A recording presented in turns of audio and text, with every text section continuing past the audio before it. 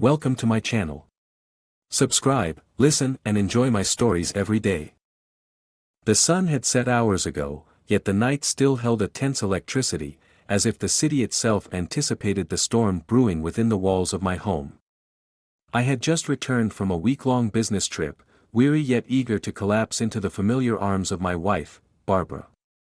However, the woman who greeted me at the door was a stranger cloaked in the familiar. Gone were her golden locks, replaced by a cascade of raven-black hair. Her usual vibrant attire had given way to an all-black ensemble that seemed to swallow the dim light of our foyer. I remember pausing, a suitcase still in hand, as I processed the transformation. "Barbara?" I questioned, my voice betraying my confusion. She smiled, a flicker of guilt shadowing her features before she regained her composure. "Surprise, love. I thought it was time for a change," she replied, her tone light, but her eyes avoided mine. As the days passed, I noticed more changes. The music that filled our home shifted from classical melodies to the melancholic strains of Gothic rock. Books with dark, brooding covers piled on her nightstand, and her makeup grew heavier, her lips always painted a stark black. One evening, my curiosity piqued, and I decided to confront her about these sudden changes. We sat across from each other at our dining table, a chasm of unspoken words stretching between us. "Barb, why all the changes? It's like you're turning into someone else," I probed gently. She laughed, a sound that once filled me with warmth but now sent a chill down my spine. "Isn't it fun to reinvent yourself sometimes, James? To explore new sides of your personality?" Her dismissive tone irked me, but before I could press further, her phone buzzed. She glanced at the screen, her face softening in a way that twisted my gut with an unfamiliar dread. "Sorry, I need to take this," she murmured, slipping away from the table with her phone clutched like a lifeline. That night, curiosity led me to commit an act I never thought myself capable of. As Barbara showered, I tiptoed into our bedroom and picked up her phone. The password was her birthday, a date I had celebrated with her joyously for over a decade. The messages confirmed my worst fears. They were from him, no name, just an emoji of a black heart. Their conversations were littered with references to their music, their style, and meetings I knew nothing about. My heart raced as betrayal seeped into the crevices of my soul. The following week was a blur of shadowed corners and whispered lies. I followed her one evening under the guise of working late. The address led me to a secluded artist loft, the haunt of local goths. From across the street, hidden by the darkness, I watched as Barbara entered, her hand clasped in his, her lover, a mirror of her new persona with his long black hair and stark, black-painted lips. The revelation was a physical blow. I confronted them there, in that den of shared secrets. The scene that unfolded was a chaotic crescendo of anger and heartbreak. Words were weapons, slicing through years of trust and love. In the aftermath, the divorce was a grim affair, punctuated by silent paperwork and cold finality. The woman I had loved was a ghost, her essence altered irreversibly by the goth who had stolen her heart. As I sit here now, penning this chapter, the pain remains a loyal companion to the betrayal. But this story is more than a recount of loss, it is a declaration of the strength found in the ruins of broken trust. The plot of my life continues to unfold, and while the ink of the past dries, the pages ahead beckon with the promise of new beginnings and retribution yet to come. My footsteps echo against the grimy asphalt as I pace outside the artist loft, heart pounding, each beat a reminder of the betrayal that unfolded before my eyes. Inside, the thumping bass of Gothic rock bleeds through the brick walls, setting a rhythm to my simmering anger. Tonight, I'm not just a bystander, I'm an actor on a stage of vengeance. I draw a deep breath and push open the heavy door, my eyes squinting in the dim lighting, adjusting to the sea of black clothing and heavy makeup. The air is thick with incense and the metallic tang of piercings. I scan the crowd, spotting Barbara and her goth lover ensconced in a shadowed corner, their fingers entwined, heads tilted in intimate conversation.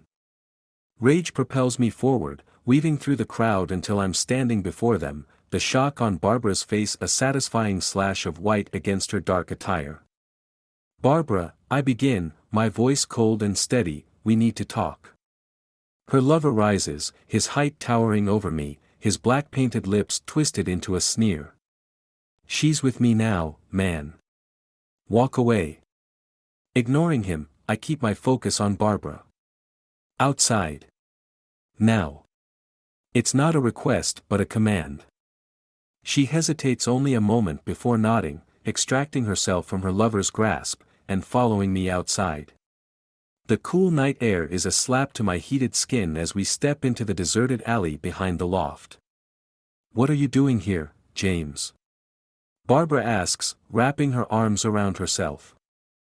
"I came for answers," I say, my voice tight. "Why him? Why this?" I gesture vaguely, encompassing her transformation. She sighs, a sound of weary frustration. "I don't expect you to understand, but I needed something different. He showed me a world where I felt alive." "And our marriage?" I push, needing her to acknowledge the wreckage. "That was real too, but it's over, James." "We're over," she whispers, her voice breaking with a mixture of defiance and sorrow. I step closer, the proximity a reminder of our years together. "It didn't have to end like this, Barbara." Her eyes meet mine, shimmering with unshed tears. "I know, and I'm sorry. Truly." The apology stings, too little too late. "You'll regret this," I say, not as a threat, but as a prophecy. Turning away, I leave her standing alone, the gothic backdrop of the night a stark contrast to the clear pain etched on her face. As I walk away, the seeds of a plan begin to germinate in my mind. Revenge is a complex beast, and while the hurt is raw, the actions to come will be cold and calculated. Back home, the solitude of my living room offers no comfort. Instead, I sit in the darkness, plotting. The tools of my retribution are not weapons but knowledge, the intimate secrets Barbara shared during our years together, secrets that could unravel her new life just as she unraveled ours. As the night stretches into the early hours, I draft my first move, an anonymous tip to her lover's employer about some dubious activities that threaten his not-so-legal side business. It's a small step, a nudge against the dominoes of their crafted world. But as the sun rises, painting the sky with the promise of a new day, I know it's just the beginning. The path of revenge is dark, but I am committed to walking it, one painful step at a time. As I seal the envelope, I feel the first weight lift from my shoulders. This is how I fight back. This is how I ensure they never forget the cost of their betrayal. The game has just begun, and I am a player reborn from the ashes of my broken heart. The early morning light filters weakly through the blinds, casting long shadows across the kitchen where I sit, a fresh cup of coffee in hand. The silence of the house amplifies the quiet click of my laptop as I send off the anonymous tip that marks the first real step in my plan for retribution. The initial relief of action, however, quickly gives way to a restless anticipation. I need to see the consequences unfold. 2 days pass, an eternity in my current state of simmering vengeance. I can't resist the urge to drive by the goth club where I last confronted Barbara and her lover.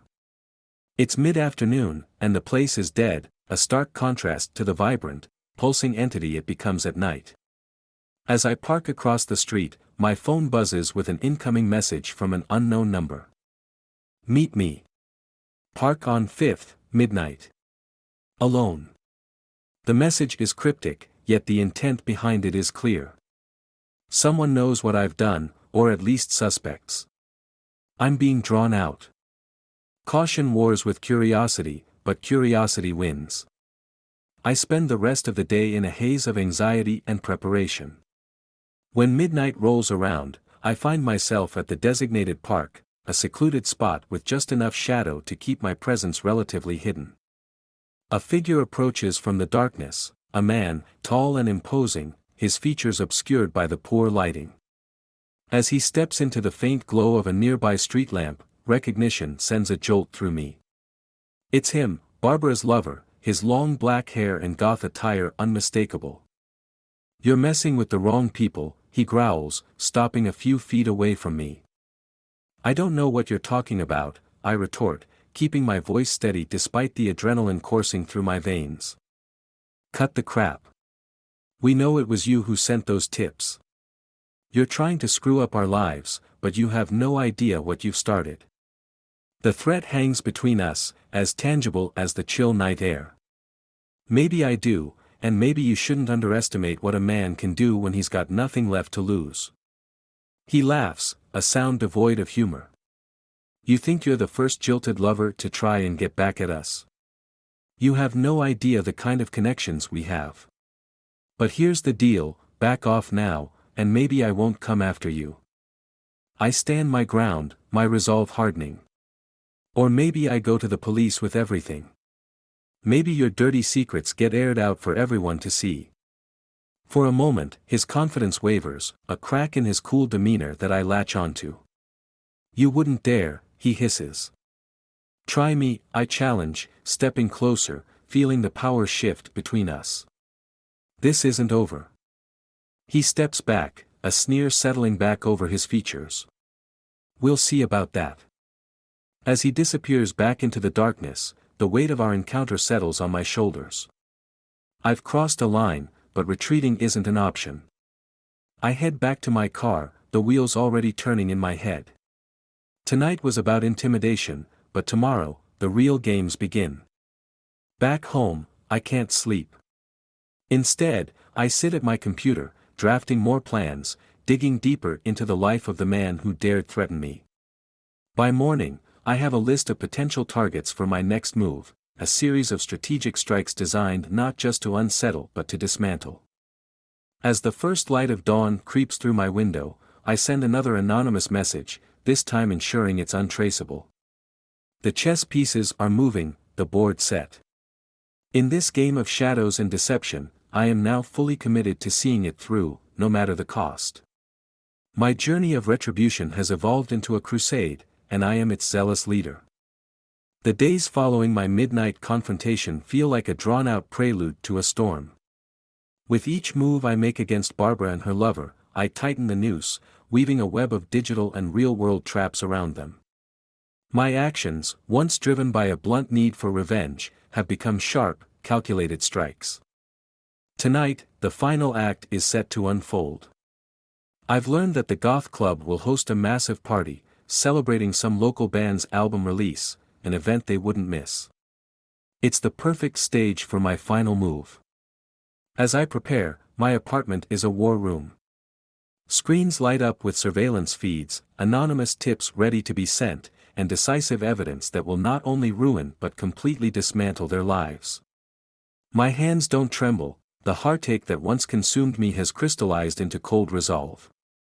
I arrive early at the club, blending into the shadows. The night is young, but the crowd swells quickly.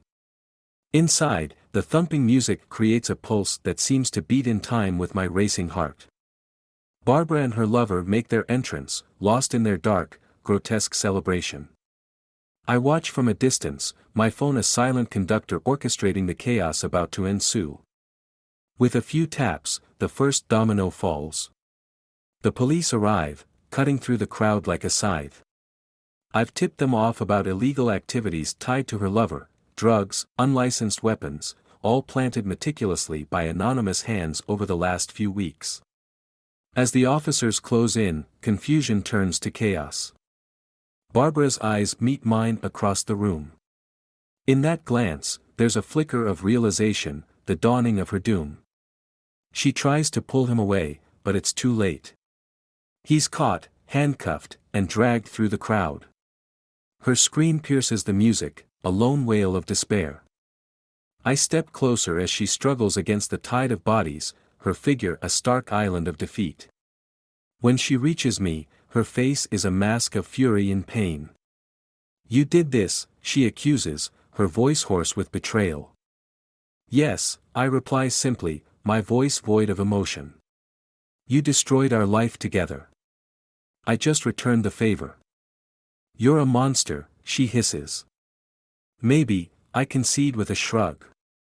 But I'm the monster you created, Barbara. Her face crumples, and for a moment, the facade of the vengeful, cold-hearted woman slips, revealing the raw, broken heart beneath. Then, she turns and disappears into the night, a specter of her former self. I watch her go, the sweet taste of revenge turning bitter in my mouth. This victory feels hollow, the cost written in the lines of my reflection in a dark window. The police crackdown continues behind me, the club now a scene of disarray. I leave unnoticed, slipping away into the night. As I walk the empty streets, the adrenaline fades, replaced by a profound exhaustion. I've won, but the victory feels more like a mutual defeat. We are both casualties of our own undoing. At home, I sit in the silence, the screens around me dark. The game is over. The pieces are reset. But as I ponder my next move in life, I realize some games are better left unplayed. The deception has ended, the intrigue dissolved. Barbara and I, once bound by love, are now forever parted by our shared destruction. In the end, the greatest deception wasn't the lies we told each other, but the lies we told ourselves about what victory might mean. And as dawn breaks, painting a new day, I know it's time to leave the shadows for someone else to navigate. My path lies in the light, however uncertain and solitary it may be.